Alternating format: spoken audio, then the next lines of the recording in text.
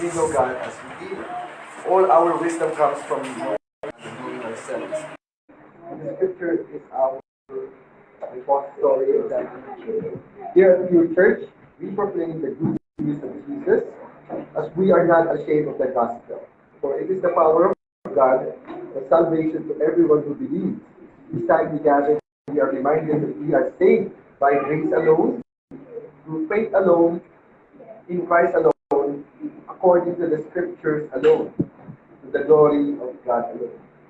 We faithfully respond in praise to what God has done. Now let us turn to what God will say to us today through the proclamation of His Word. And ang magpaproclaim ng preaching nila si Chad. Hey, Chad?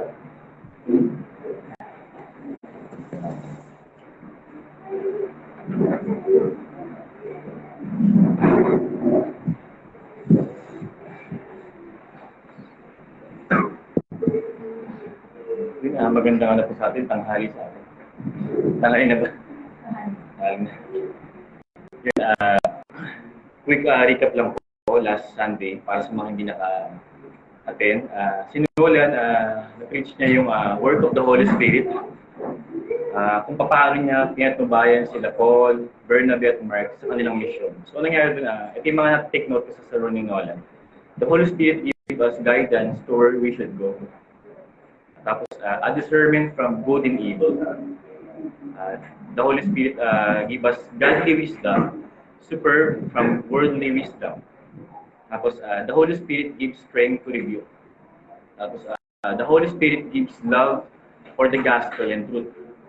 At the Holy Spirit give us love for mission and evangelism. So, yun yung mga point ni Nolan. Pero, balikan ko lang yung context ng chapter 13. Sa chapter 13, marks a turning point in Acts. Ito yung first mission ni Paul sa Acts chapter 13. The first 12 chapters focus on Peter. At the remaining chapters revolve around Paul. With Peter, the emphasis is the Jewish church in Jerusalem and Judea. Pero kay Paul naman, the focus is the spread of the Gentile church. The spread of the Gentile church throughout the Roman world, which began at the church in Antioch. Sa verse 2, ito yung pagkatawag kay yung mission ni Barnabas at ni Paul kasama si John Mark. At sila ay galing sa Seleucia hanggang Cyprus. Ito yung bayan ni Barnabas. Ito ay a 2-day journey from Antioch. At dito maraming Jewish dito population sa Antioch. Tapos galing Antioch mag sila ng Papos. Dito na-meet nila yung magician, si Bar Jesus yung pangalan niya. Pero also known as Elymas. Sa Greek ay transliterated na in Arabic means ay magician, ibig sabihin ng Elymas. Pero ibig sabihin ng Bar Jesus ay son of salvation. Pero si Elymas ay isa siyang false prophet, sabi nga ni Luke. Tapos sa Papos, ito yung capital ng Cyprus. Ito yung pinapangunahan ng Roman government, yung Cyprus. Tapos ang worship nila ay naka-center kay Venus, si Aphrodite, so ito yung Diyos Diyosa. Ito rin ay sentro ng mga immorality, ang Papos. Tapos sa verse 9, ito rin binago na yung pangalan ni Saul at tawag sa kanya ay Paul na. Paul na yung tinawag sa kanya. Tapos sa verse 11, si Elymas ay binulag. Hindi siya binulag na kagaya ng kay Paul para siya ay makilala niya si Jesus Christ. Pero binulag siya kasi nga, ito parang nasa kanya parang parusa kasi sa ginagawa niya. Tapos sa verse 12, ito yung proconsul. Ito yung proconsul na gusto niyang maunawaan yung gospel. Pero si Elymas, sinahadlangan niya. Kaya siya nirebuke ni Paul. Tapos binulag siya ng Panginoon. Tapos si Elymas, sabi niya ni Luke, siya daw ay wise daw siya. Pero sa bold, siya nirebuke siya ni Paul. sa pamamagitan ng wisdom ng Holy Spirit. So, si Paul ay meron siyang boldness to rebuke Elimas with the power of the Holy Spirit. Hindi sa pamamagitan ng kanyang wisdom, kundi sa preaching and teaching. So, sinare ni Paul yung gospel kay sa Proconsul. Pero ngayon, ating mayroon ang exhortation ni Paul na isang apostol sa mga hintil. So, yun yung nangyari sa nagdaang linggo sa chapter 13. Pero bago tayo mag-umpisa sa exposition, gusto ko may tanong ko sa inyo, where do you depend? Saan ka nakadepende ngayon sa buhay mo? Kasi ako naalala ko dati yung age 16, medyo pasaway na ako. Pag-alagala na ako kasi galing Makati, hindi ako nakapag-aral ng college. Kasi pag-alagala ako sa Antipolo, dito sa Padilla. Tapos na-meet ko si Pastor Edson. Yung 16 years old ako, nakadepende kay Pastor niyan. Nakadepende sa almusal niya. Sa pagkain, parang lahat nakadepende kay Pastor sa lugar, sa lahat nakadepende ako sa kanya. So, naalala ko yun. Tapos ngayon, nakadepende naman ako sa simbahan. So, hindi naman siya nakakaya kasi ang simbahan ay katawan ng Panginoon. So, natanong ko lang ngayon saan tayo nakadepende ngayon sa buhay natin. Medyo nakakailang yung tanong ito dahil madalas na sagot natin ay hindi ako depende. Parang, ako, independent akong tao, di ba? Ako stable na, mature na, narating ko na dapat marating. Sabihin sa'yo, papunta ka pa lang, pauwi na ako, di ba? May magano'ng tao eh. Pero ang tanong sa inyo, talaga ba?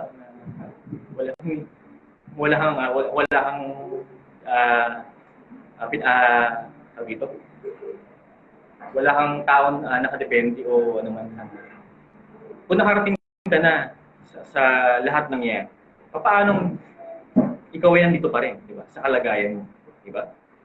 Na ikaw ay nagkakasala pa at nangailangan ng awa ng Diyos. Kung ikaw ay walang bagay na nakadepende ka. Na kung hindi niya hawak ang buhay mo, ay magpapakasasala ka sa kasalanan. Ang totoong Kristiyano ay nakadepende sa biyaya ng Panginoon, araw-araw. At walang Kristiyano ang tumatayo sa sarili. So lahat tayo ay nakadepende sa biyaya ng Panginoon. Walang tao na kayang tumayo sa sariling paa.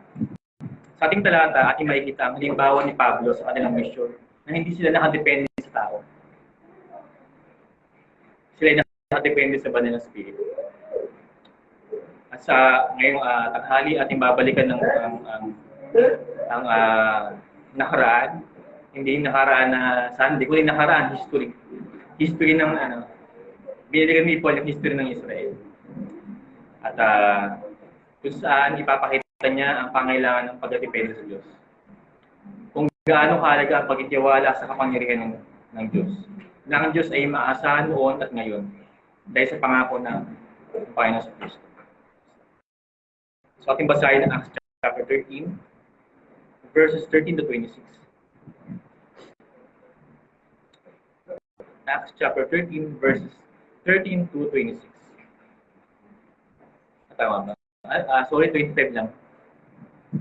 13 to 25. Basahin natin.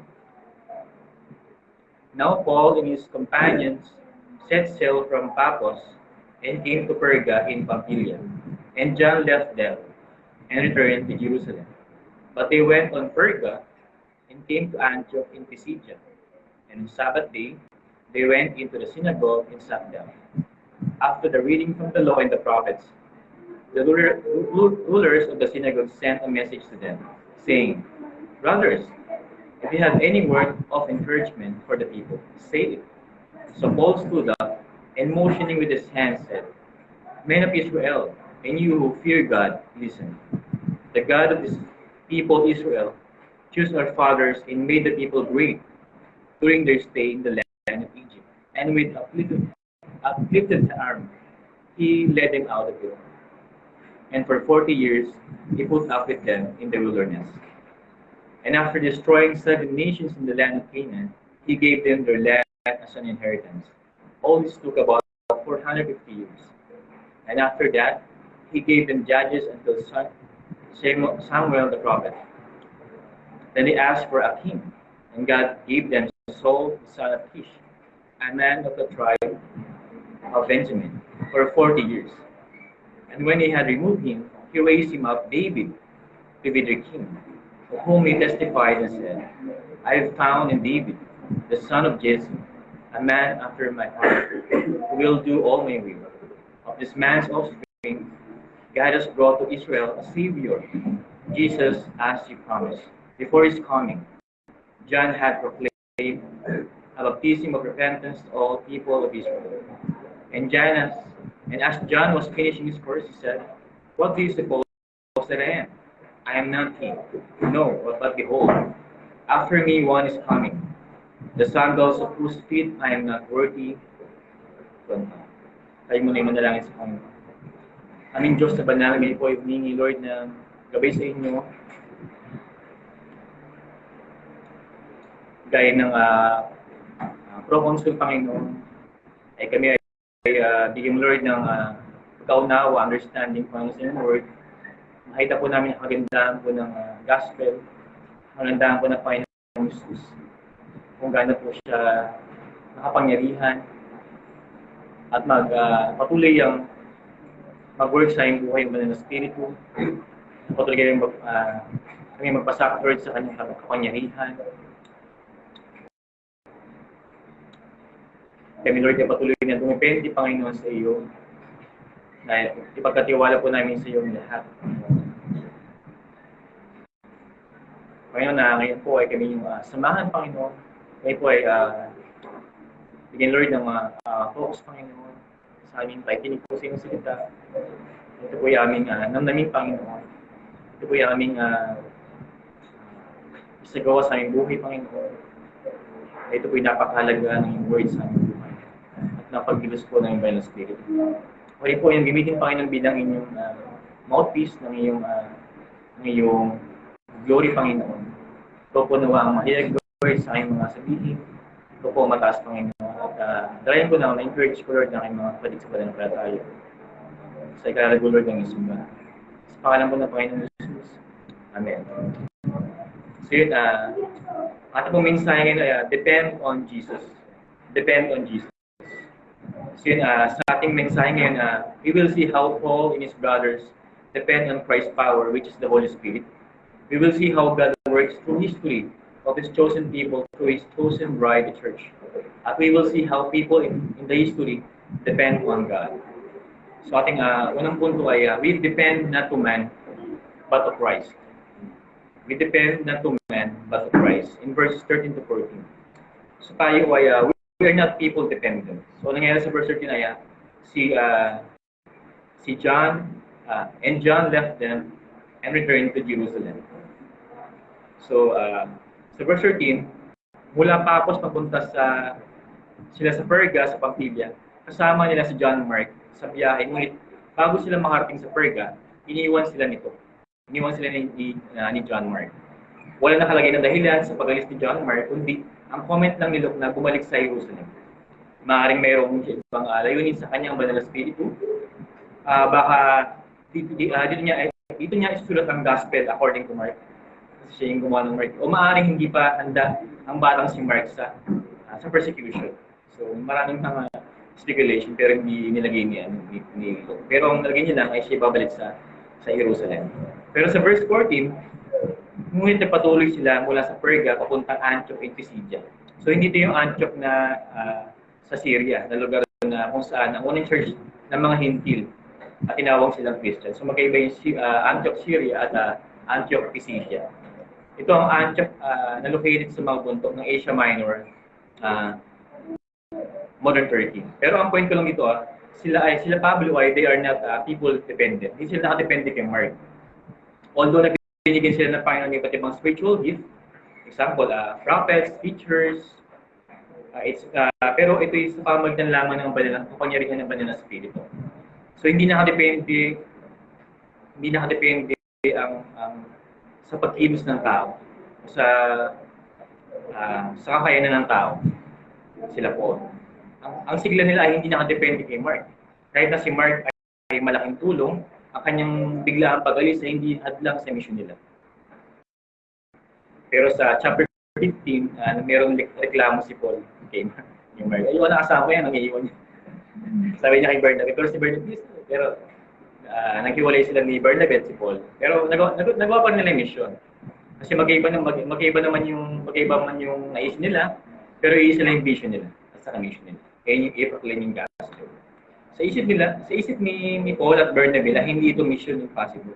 Ito ay mission unstoppable. So wala makakatigil sa kanila.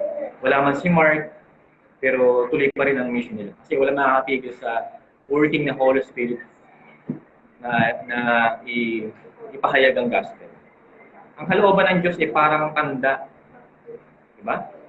Yung pagtanda. O oras, wala makakatigil dito. Talagang ano yung gospel, mapaproclaim siya. At maraming buhay mababago. Wala makakalang sa gospel. Wala makakatigil sa pagkalat ng mabuting balita.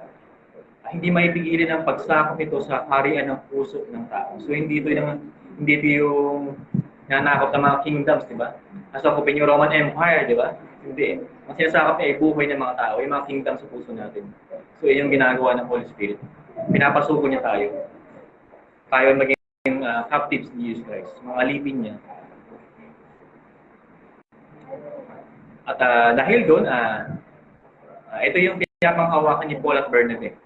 Kaya lately itong naging prinsipyo ni Paul. Sabi ni Paul sa Romans chapter 1,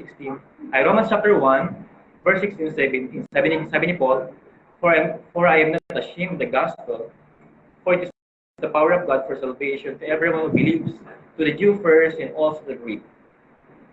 For the righteousness of God is revealed from faith to faith, as it is written, the righteous shall live by faith. So, yun yung pinapaniwalaan ni Paul, na ang gospel ay ang kapangyarihan ng Diyos sa kaligtasan. So ang challenge sa atin ngayon ay magtiwala tayo sa isa't isa, ngunit ang puso natin ay nakadepende sa Diyos. May transparency about isa, pero tayo ay nakadepende sa Diyos. Dahil kung tayo ay nakadepende sa Diyos, magtitiwala tayo sa isa't isa. Kasi yung tao ay nakadepende rin sa Diyos. So meron tayong trust na sa about isa. Ganun nangyayari dito. So si Paul, sa pag-alis ni Mark, may tiwala sila kay Mark na may purpose din yung Panginoon sa pag-alis ni Mark. So sila ay nakadepende sa Panginoong Jesucristo. Na walang tao o nilikha na hindi kontrolado ng Diyos. So tayo ay may tiwala sa bawat isa kasi si Kuya Joel ay pinaghaharian ni Kristo. So may tiwala ako sa kanya. So ganun nag-work yung pag-depende sa Panginoon. Nagkakaroon tayo ng confidence sa tao. Kumikilos sa kanya ang Panginoon. So wala akong tiwala sa tao niya. Kaya ganun, di ba? Pero mabalikan mo, siya ay meron siyang Holy Spirit, di ba? Binago yung buhay niya ni Kristo. So nagkakaroon tayo ng tiwala sa kanya. So hindi tayo naging makasaludi. Nagtiwala lang ako sa working ng Holy Spirit sa akin, di ba? So yung point ko lang dito, we're dependent to the body of Christ. Tayo nakadepende rin sa katawan ni Kristo, sa church. Hindi tayo yung Lone Ranger na kaya ko to, di ba? Hindi tayo one-man army o one-man band. Tayo ay isang katawan ni Kristo. Kaya sabi sa verse 14, but they went from Perga and came to Antioch and Pisidia. And on Sabbath day, they went into the synagogue and sat down. So hindi man church yung synagogue, pero ni-refer ko lang na sila Paul ay nakadepende pa rin sa katawan ni Kristo. Hinahanap-hanap nila yung katawan ni Kristo. So sa synagogue, hindi man siya church talaga. Andun pa rin pinaproclaim yung gospel, diba? Yung scripture, diba? Binasa yung law and the prophets. So sila Paul ay nakadepende sa katawan ni Kristo. So hindi sila nakadepende sa tao, sila nakadepende kay Kristo, sa katawan ni Kristo, sa church. At dito sa Pisidia, sa Antioch, tumuloy sila sa synagogue at umupo. Ito ay araw ng pamamahinga o Sabbath day. Ito ay Lord's Day. Sa kanilang mahabang paglalakbay, maaari silang pahinga na lang, di ba, sa haba ng kanilang nilakbay. Ngunit, dahil mahalaga sa kanilang araw ng Panginoon, ang pagsamba sa Panginoon, at hindi lang ito mahalaga sa kanila, sila ay dependent to to the body of Christ. Di ba sa nakarang sermon, di ba? They are devoted, di ba? They are directed. Although they are diverse. Nakadepende sila sa katawan ng Kristo. Sama sila pumunta, nakakonect sila sa body, sa kanilang sending church, sa Antioch, Syria. Na-miss nila yung body. Kaya naghanap sila ng medyo natagpo niya yung synagogue kung sa pinaproclaim yung Old Testament, yung law and the prophets. Umupo sila.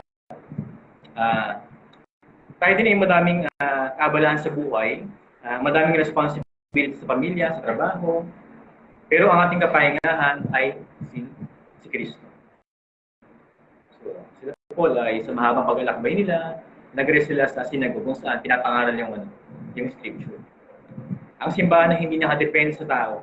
Ang tao ang nakadepende sa simbahan.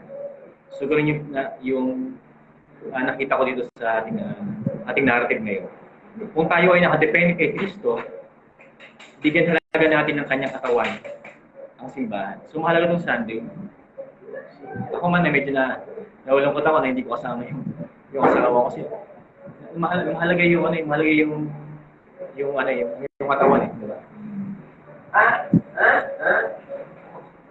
Sa nagdaang pagsalanta ng pandemic, sabay tayo sa pandemic, 2019, nagkaroon ng pagkabawal, di ba, sa mga gatherings, makasama na yung church, nilagay sa mga balita sa TV, radyo, sa media, yung mga non-essential daw, yung mga hindi daw mahalaga, hindi daw kailangan mo nang puntahan. Ang nilagay doon ay movie theaters, mga sinihan, malls, gym, salon, tapos yung panghuli, church na nakalagay doon. Nakalagay non-essential, yung panghuli, church nakalagay doon. So, nakasara mo na yung mga church yung panahon na yun. Sabi ni Brett McCracken sa kanyang article sa Gospel Coalition, it's telling that our society has decided we cannot live without essentials like liquor stores, marijuana dispensaries, and golf courses, but we can live without physical church gatherings. So, mamamatay yung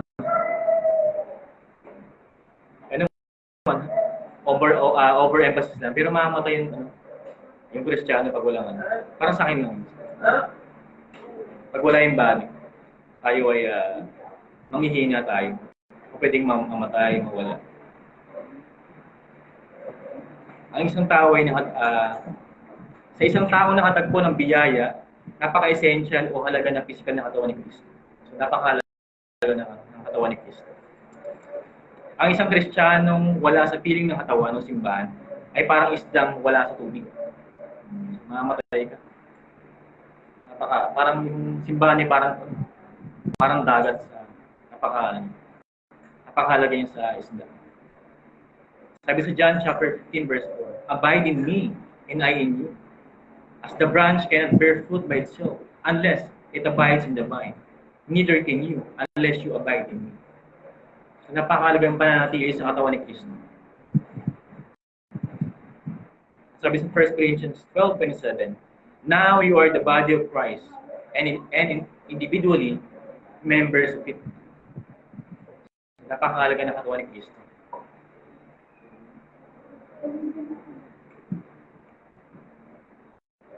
So, yun yung unang punto natin na napakahalaga ng pagdepende sa katawan ni Kristo. At pangalawa, we depend to the Word and God. Tayo ay nakadepende sa salita ng Diyos at mismo sa Diyos. Sa verse 15 to 19, sabi diyan, after the reading from the law and the prophets, the rulers in the synagogue sent a message to them, saying, brothers, if you have any words of encouragement for the people, say it. So Paul stood up and motioning with his hand said, men of Israel, and you who fear God, listen. Ito, they are asked if they have any word of encouragement for the people of Antioch and Pisidia. Nagtanong sa kanila ay ang synagogue rulers, sila ang nag-oversight ng synagogue sa verse 9, sa chapter 6 verse 9, at sila ang nag-appoint kung sino maaari magbasa ng scripture. At ito yung third part ng kanilang synagogue liturgy, meron silang liturgy. Ito ang sentro ng kanilang gawain, ang pagbabasa ng Law and the Prophets. At pagkatapos ng pagbabasa ng Shema, ito is Deuteronomy chapter 6 verse 4, yung Shema ay prayer.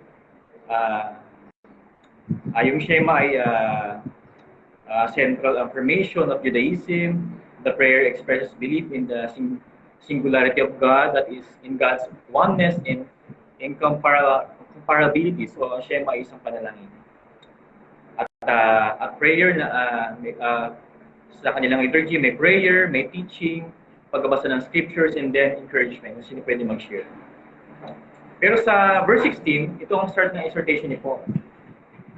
Ito, sinamantala ni Paul ito. Ito ay hindi lang encouragement. Ito ay sermon. So, hindi lang siya nag-encourage dito. Nag-sermon siya. Ang lugar na ito sa Pisidia ay hindi kagaya ng Syria, kung saan ang mananampalataya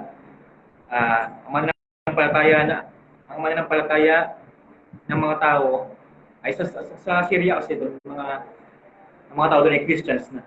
Pero sa Pisidia, yung mga tao dito wala pang simbahan dito, di ba? Kaya nga sila naging mission dito. So ang kailangan nila, hindi nila kailangan encouragement kasi hindi pa sila Christian Ang kailangan nila ay proclamation of the gospel. So ito ay sinamantala ni Paul. Dito nakita ni Paul ang pagkakataon ng tunay na pangailangan nila. This is more than encouragement. Ito ay oras ng pangaral ng mabuting balita. Hindi na kasalalay sa ating pananampalataya o sa opinion o encouragement ng tao, kundi sa salita ng Diyos.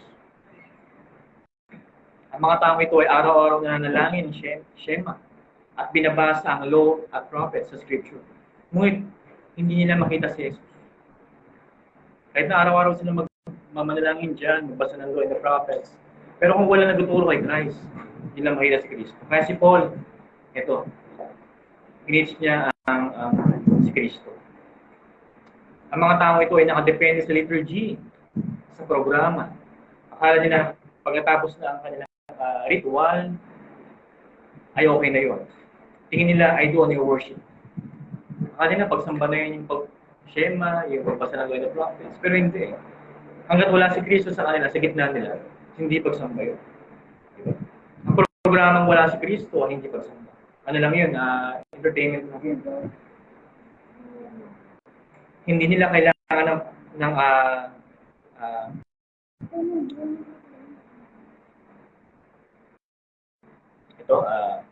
hindi nila kailangan ng encouragement. Ang kailangan nila ay review. Review ang kailangan nila.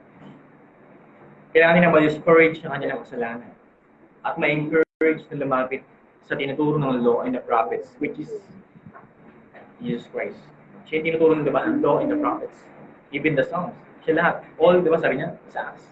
All, pagkatapos ng chapter ng Luke, all scriptures, ito ay concerning Jesus Christ. Hindi ko na memorize yung buong verse, pero sabi ni Christ ay ito ay tumutukoy sa kanya. The law and the prophets. Ito pala, meron palang verse dito. Luke 24, verse 44. Then he said to them, "These are my words that I spoke to you while I was still with you, that everything written about me in the law of Moses, and the prophets, and the Psalms must be fulfilled." It is about me, sabi ni Christ. Pero hindi yan makita ng mga tiga Pisidia. Kaya si Paul, nakuha yung pagkakataon na ituro si Christ.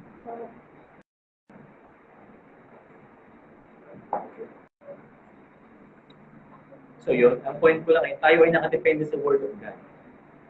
Sa salita ng Panginoong Kristo.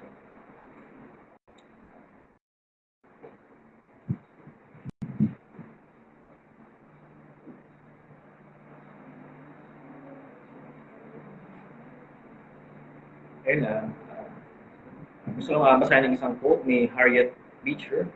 Sabi ni Harriet Beecher, "How does the branch bear fruit? Not by an incessant effort for sunshine and air, not by vain struggles.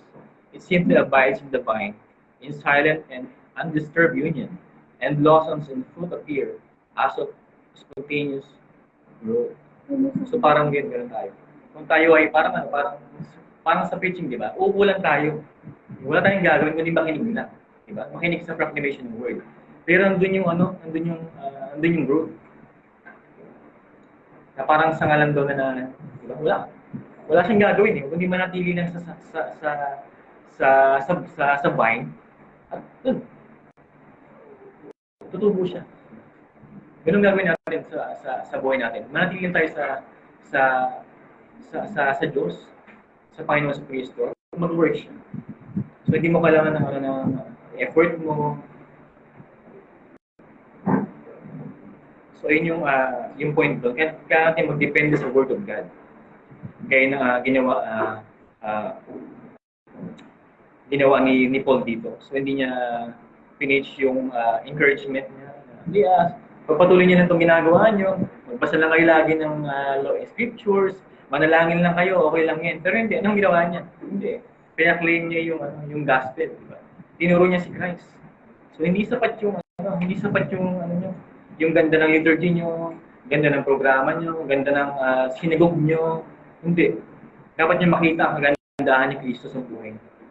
So yun yung gusto kong i-point ni Paul dito. At manatili kayo kay Kristo. So Christ is the Word. Kailangan natin manatili at dumepende sa Kanya. Christ is the vine at ang branch ay nakadepende sa Kanya. So napansin niyo pare-pares lang yung point. So pagdepende sa Diyos. So ayun gusto kong i-point lang ngayong araw.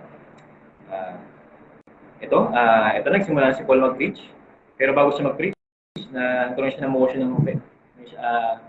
Paul motioning his hands. Hindi sinabi ko ano yun, pero kaya tumindig si Pablo at sa pagsenyas ng kanyang kamay, ay nagsabi. So siguro sabi niya, tahimik na kayo, huwag na magpalakpakan. Siguro sa synagogue, di ba? Pag mayroon na tumayo doon, palakpakan. Pero hindi, si Paul, sinaway siguro sila. Mahinig mo na kaya sabihin ko, di ba? Pero Paul starts his exposition of the Old Testament history. Itong sermon ni Paul ay parallels with Stephen's sermon. Stephen pointed to Israel's rejection of its God-sent leaders, pero si Paul stressed God's grace providing leaders. So yun yung parallel doon. Pero sa verse 17, he addressed the men of Israel. Ito yung mga Hudyo. Sabi, men of Israel. Ito yung mga Hudyo. Pero sabi niya, you who fear God, refers to Gentiles. So medyo malaking ano yun, medyo malaking sampal sa mga Hudyo yun, di ba? Sabi, men of Israel. Oh, proud kami na anak kami Abraham, di ba? Kami ay bayang pinili ng Diyos. Pero sabi ni Paul, but you fear God. Diba? Kung sino pa yung mga hindi, sila pa yung may takot sa Diyos.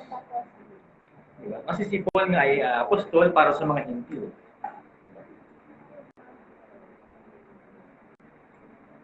Pero ang fear God, ito ay a technical term used by the Jews to refer to Gentiles who had abandoned their pagan religion in favor of worshiping Jehovah God. So itawag nila tawagin ng mga Hudyo sa mga Hintil. Gaya ni Cornelius, di ba?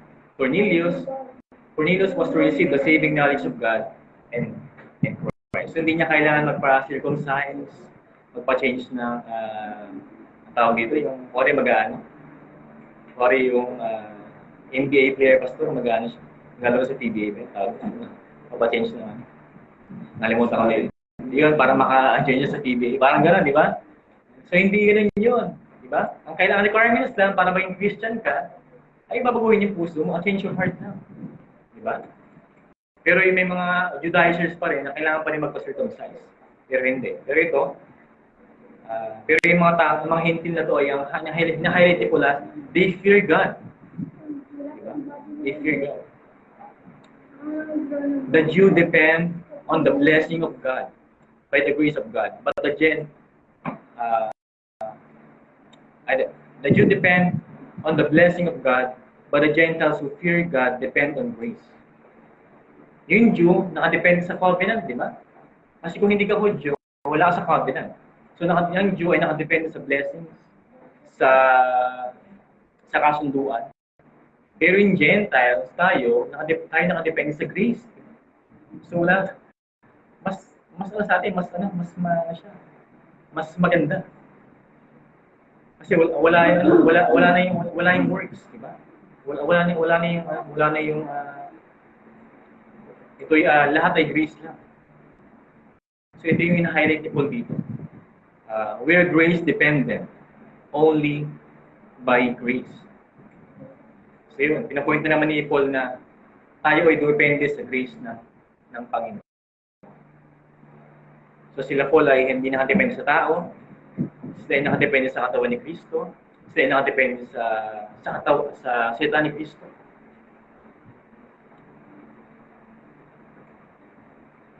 At ito na pinapoint na ni Paul dito sa preaching niya na ang bayan ng Israel ay nakadepende sa Diyos. Sa verse 17, sabi niya, the God of this people, Israel, chose our fathers. Diba? Pinili sila, yung mga ama nila, si Moses, hanggang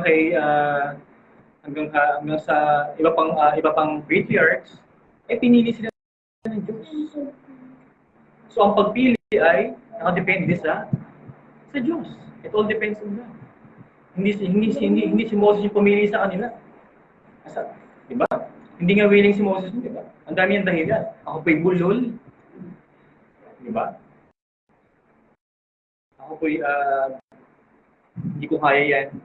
Pero pinili siya ng Diyos. Ang pagpili ay nakadepende sa Panginoon. At ano pa? Made the people great. Lahat ay nakadepende sa Diyos. Siya lahat ang gumawa dito. Sa verse 17, He chose the fathers, made the people great. During their stay in Egypt, they comforted them. With an uplifted arm, He led them out. Nandun lagi yung He, di ba? Yung Panginoon Diyos yun. Siya, nakadepende sa Panginoon lahat. Ayaw nga lumabas ng Israel, di ba? Ayaw lumabas sa Egypt, di ba? Naku, baka mamatay lang kami sa disyerto. Di ba? Wala kami tiwala kay Moises, di ba? Lahat ay nakadepende sa Panginoon. Siya lahat ang kumilos dito. In verse 18, for 40 years, He put up with them in the wilderness. So, ano ibig sabihin niya? He put up means, pinagtsagaan sila. Pasensya ang Diyos. Diba? Kasi kung wala yung pasensya ng Diyos, hindi magpapatuloy yung remnant ng Israel. Hindi sila makakating sa promised land. Sa Canaan. Ito rin yung preaching ni Stephen sa chapter 7 verse 36. At sa Deuteronomy chapter 9 verses 5 to 24. Yung pag-alakbay ng Israel sa exile. He put up means to bear, pinagtsagaan Panginoon ang Israel.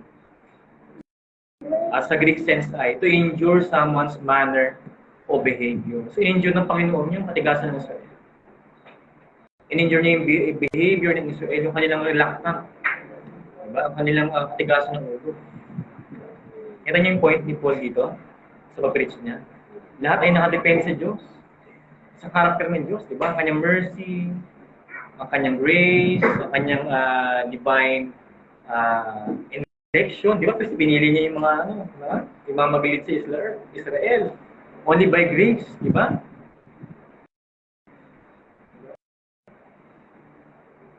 Yung kay Stephen, di ba? Yung preaching niya about sa mga reluctant leaders. Pero kay Paul, pinoint niya yung grace na pagpili ng Diyos sa mga leaders ng Israel. By grace. Ang mga Hudyo dito sa Pisidia, ang kanilang bayani ay ang kanilang mga forefathers. Nakadepende sila sa lahi nila. Sa kanilang history na sila ay ang bayang pinili ng Diyos. Nasa kanilang magagaling ng Messiah. Diba? Alam nila eh. Ngunit si Paul ay nandito, highlighting na ito ay gawa ng Diyos lamang. So binasagdal ni Paul, mali. Hindi. Lahat ay gawa ng Diyos.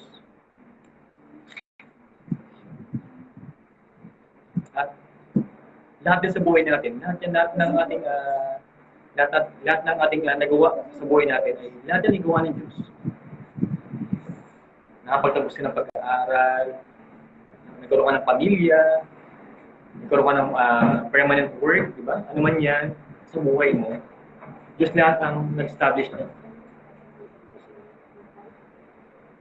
So hindi nagsipag ako, di ba? Di ba? Nagano ako, di ba? Nagtyaga ako, di ba? Nagsumikap ako, hindi dahil sa akin, di ba? Anak, hindi ka di ba? Hindi ka maabot yan, hindi dahil sa akin, hindi nakadepende sa akin. Hindi mo marating yan, di ba? Kaya balikan mo, di ba? Hindi yun. Kung babasahin mo yung preaching ni Paul, hindi eh. Binabalik niya sa Diyos, eh. Di ba?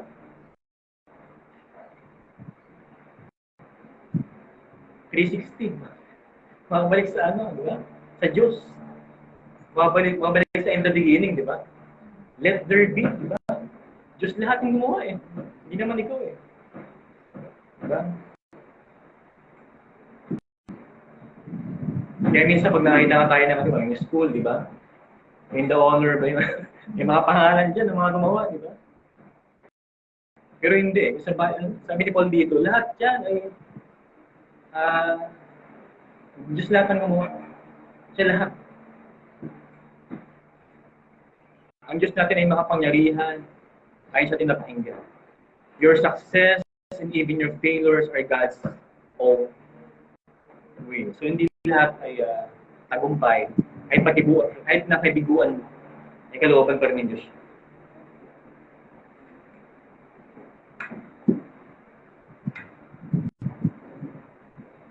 At ang aking huling puntos ay, we depend not to our ideas, but God's promises. Sa pangako ng Diyos. Sa verse 20 hanggang 25. So sabi sa verse 20 hanggang 21, all this took 450 years. And after that, He gave them judges until Samuel the prophet. Then asked for a king. And God gave him Saul, the son of Kish, a man of the tribe of Benjamin, for 40 years. So sa verse 20, itong 450 years na ito yung bago nila nakuha yung inheritance. Ito yung over ng period na pag-stay nila sa Israel, sa Egypt, at 400 years hanggang sa wilderness, and add 40 years sa conquest nila, paglalakbay nila, and 10 years hanggang sa Judges. So, equals 450 years. At si Yahweh, Panginoon, binigyan sila ng Judges. At ito means 12 leaders into temporary leadership, both civil and military. Pero yung panahon ng Judges, kung mabasahin natin, ito yung panahon ng masalimuto sa Judges. They continue their apostasy sa chapter 1 at hindi pa nila na-conquer yung land completely. Bakit? Hindi nila magnabitawan yung nila. Yung mga Diyos-Diyosan, yung sin nila, at yung faithfulness sa chapter 2 verses 1 to 3. So, sa chapter 2 verse 1 to 3, hindi ko nabasahin pero nakalagay din yung pagsamba nila sa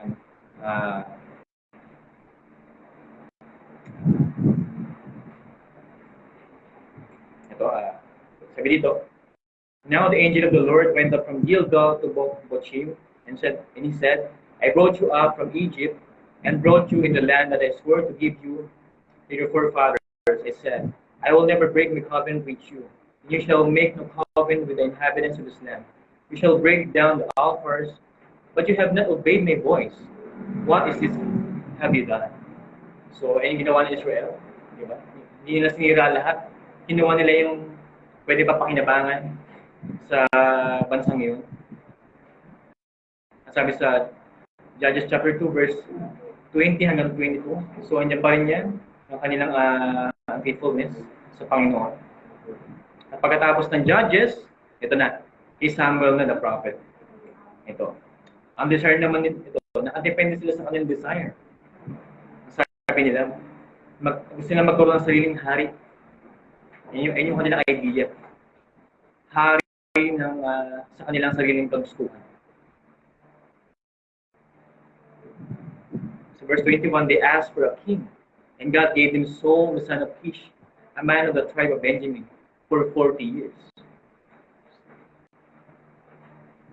Pero ang punto ko lang dito kapag tayo ay nakadepende sa ating sariling kagustuhan, there is trouble. Yung Israel, di ba? Sabi ng Panginoon, sirain niyo lahat, di ba? Altar, patayin niyo lahat, di ba? Pero ang ginawa ng Israel, di ba? Kinuha nila ng may kapakinabangan pa.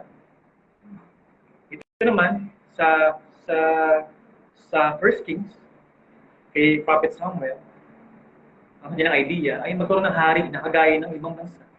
Diba? They depend on sa kanilang sarili. Sa kanilang sariling idea. Kapag tayo nakadepende sa ating sariling kagustuhan, there is trouble, at ang malala pa, there is sin. Diba? Pag-rebel din. Sin means transgression.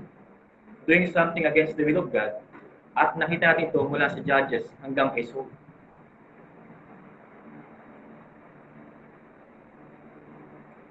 So ating ang challenge sa ating ngayon. Tanungin mo ang sarili mo kung ito ay kalooban pa ba ng Panginoon. Ang ginagawa mo ngayon. This is the will of God. Ang ginagawa mo ngayon. Naluluwalhati ba? O naluluwalhati ba siya sa gagawin ko? Is it God desires or is it just my own desire? Ito ba'y kalooban ng Banal na Espiritu o ito ay flesh?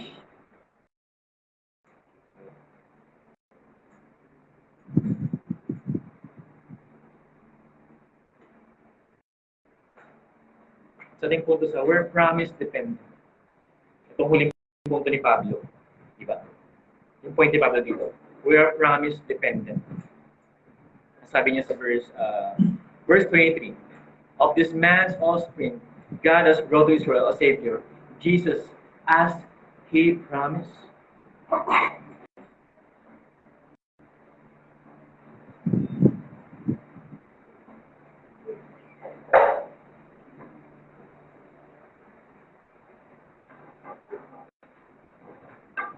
Sa verse 22, ito na, di ba pinili na si Saul bilang king, pero niremove siya. Niremove siya sa throne kasi hindi siya yung pangako di ba?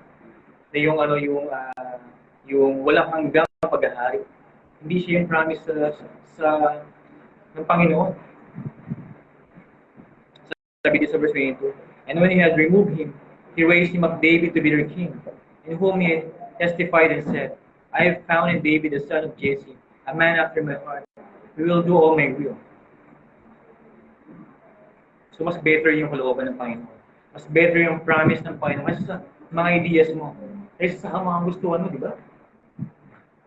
At ang tatanggalin ng Diyos yan, gaya ng ginawa niya kay Saul. Pag hindi niya kalooban. Inaalis niya lahat ng hindi niya kalooban sa buhay. Sabi niya I have found in David the son of Jesse, a man after my heart, who will do all my will. So mas better yung kalooban ng Panginoon. So let's depend. Tayo depende sa mga pangako ng Diyos.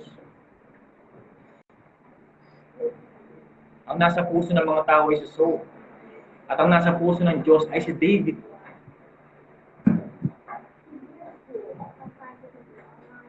Hindi nakadepende sa puso ng tao ang kalooban ng Diyos, kundi sa puso ng mismo ng Diyos. Ano bang nasa puso ng tao?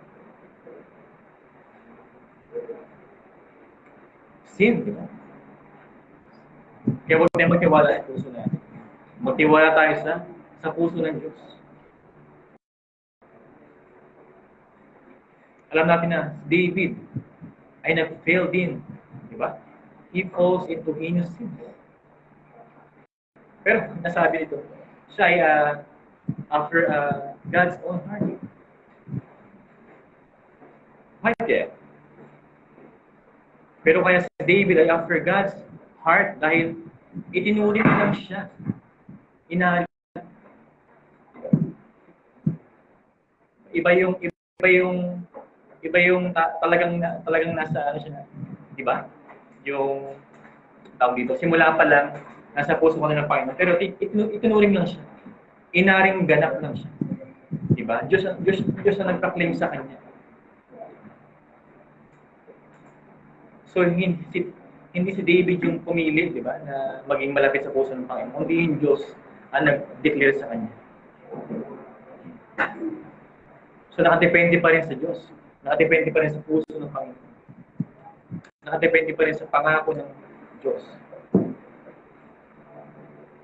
Kapag ang isang tao ay nasa apart ng Panginoon, iyon ay banal na.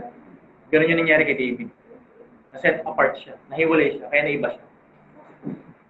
Not because of the heart of David, but by the heart of God.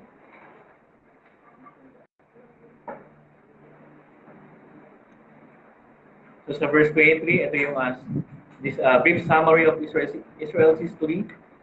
Ito ay step-by-step unfolding of God's plan. First realizing the King David, but later fulfilled the promise, Son of David, Jesus Christ. Ngunit mayroon pang masigit pa sa tao. Ngunit mayroon pang higit pa sa tao malapit sa puso ng Diyos. Hindi lang siya malapit sa puso ng Diyos, siya mismo ay Diyos. Sino yan? Jesus Christ. Diba? Hindi lang siya malapit sa puso ng Diyos, siya rin mismo ay Diyos. Jesus Christ. Kaya sabi ni Paul sa verse 24, before His coming, John had proclaimed a baptism of repentance to all the people of Israel. So nagkaroon ng grace dahil sa promise, si Christ. Nagkaroon ng pagkakataon ng Israel to repent dahil sa pangako ng Diyos, si Kristo. After Prophet Samuel, pagkatapos ni Malakay, sinugo naman si John the Baptist. Hindi para pagbigyan ng gusto, di ba? Ito, hindi para pagbigyan ng gustong hari ng mga tao, kundi ang Lion of Judah. So ito yung pinili ko. Diba? Nakasakay sa donkey. Diba? Ang pinaka-humble na hari. Pinanganak sa sabsaban. Hindi yung hari na gusto nyo na mula sa Kish, na si Saul, na malaki, na matangkad, guwapo, malakas. Pero ito yung ang Lion of Judah. Pero, ano yung nakita ni Ezekiel, ni Sakaraya? Isang tupa, isang kordero. Ang kordero ng Diyos, ang hari ng mga hari, ang Panginoong Jesus. Hindi siya katulad ng mga naunang hari. Ang kanyang harian ay magpakailanman. Ito ay perpektong hari dahil hindi siya nagkasala. Hindi niya kayang magkasala. At sa verse 25, and as John was finishing his course, he said, what do you suppose that I am? I am not he. No, but behold, after me is one coming, the sandals of whose feet I am not worthy to untie. So, ano ba yung pinipunta ni Paul dito? Nakadepende pa rin kay Jesus.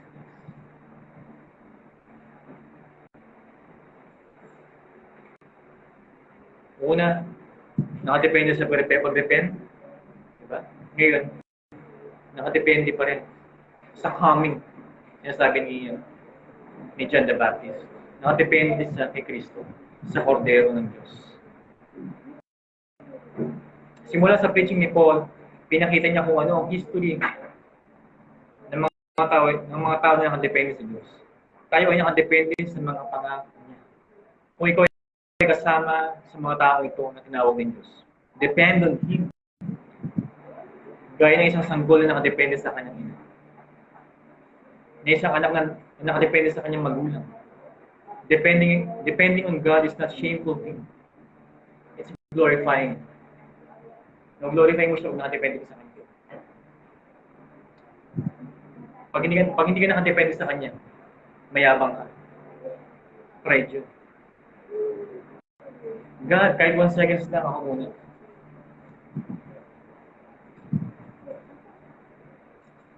Kaya let's pray for weakness. Kasi kung meron tayong weakness, tayo depende sa Kanya. Hindi na puro strength.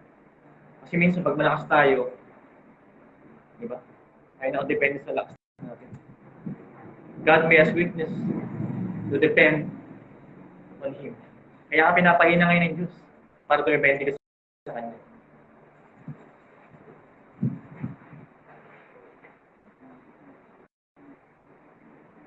Sabi nga ni, J.F. Packer, sabi, habang tumatanda na ako, nanghihina ng katawan ko, malapit na ako mamatay. Pero habang nanghihina yung kaluluwa ko katawan ko, mas lalong lumalakas. Kasi nakita ko yung kalakasan ng Panginoon. Baliktad, di ba? Hindi siya katulad ng isipan natin. Binabless tayo kasi malakas tayo. Hindi. Sabi ni J.F. Packer, habang pinapahina siya ng Panginoon, malakas siya. Yung weakness niya ay kalakasan niya. Dahil nakikita sa kahinaan niya yung kalakasan ng Panginoon. Sinabi ni Paul yan sa Philippians. Let us pray for weakness to depend on Him, to depend to His strength. Sa lakas ng Panginoon. So, yung ginawa niya sa mission ni Paul, hanggang sa Israel, hanggang sa dito, sa ating huling verse 25. At tapusin ko sa isang quote, wala kay Richard Sibbes, sabi niya, as long as we are here, our sole business is to depend on God. Habang tayo nasa mundo pa, ang ating main chief goal ay to glorify Him and to depend on Him and enjoy Him forever. So, yun yung goal natin. Habang tayo nabuhay. Depende sa Panginoon. Hindi doon depende sa binibigay ng mundo.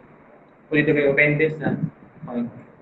So, yun yung ating pangarang ngayong tanghali. Tayo manalangin sa Panginoon. Lord, thank you po, Panginoon, sa inyo. Na ikaw po ang nakapangyarihan sa lahat. Nakita po namin, Lord, sa bansang Israel na they are not mighty, they are not powerful, they are not courageous, Lord. Pero ikaw po yun, Panginoon. Ikaw po ang lahat ng kumilos, Lord. Ikaw po ang lahat gumawa. Ikaw lang, Panginoon. Ikaw lamang, Panginoon. Ikaw po ang author Panginoon. Mga bagay ng mga ganda, Panginoon. Ng mga bagay na kahanga-hanga. Kahit sa aming kaligtasan, Panginoon, ikaw po una nag-initiate, Lord. Ikaw lahat. Ang tanging ambag lang po namin ng kasalanan. Kaya, Panginoon, ngayon ko ituruan mo, Lord, na lumipend sa iyo. Gaya na aming nabasa, narinig, na ang lahat ng tao ay nakadepende sa iyo, Panginoon. Ang simbahan, Lord, ay nakadepende sa iyo. Nakadepende po sa iyo ang anak na si Jesus. Kaya ngayon, Lord, we pray to create a weakness to us, Lord.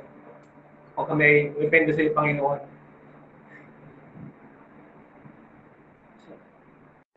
Ngayon po, iwas ang Panginoon sa pagtiwala sa iyong mga sarili. Sa pagdepende, Lord, sa iyong mga sarili, Panginoon. Although na-master na maraming mga bagay, Panginoon, so-called professionals, Panginoon.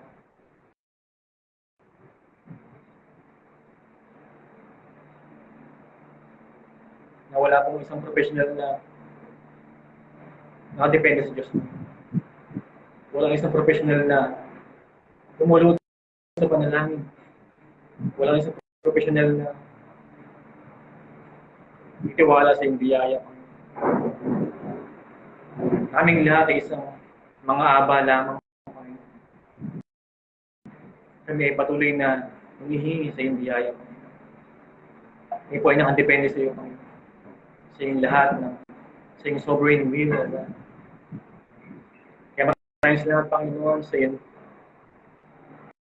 Panginoon, na ito po namin ng iyong kapangyarihan through generations, Lord. Hanggang ngayon, Lord.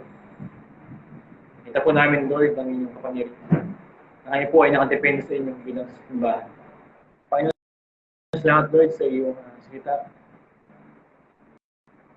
Ito po ang manalangin sa pangalan po ng Panginoon Jesus.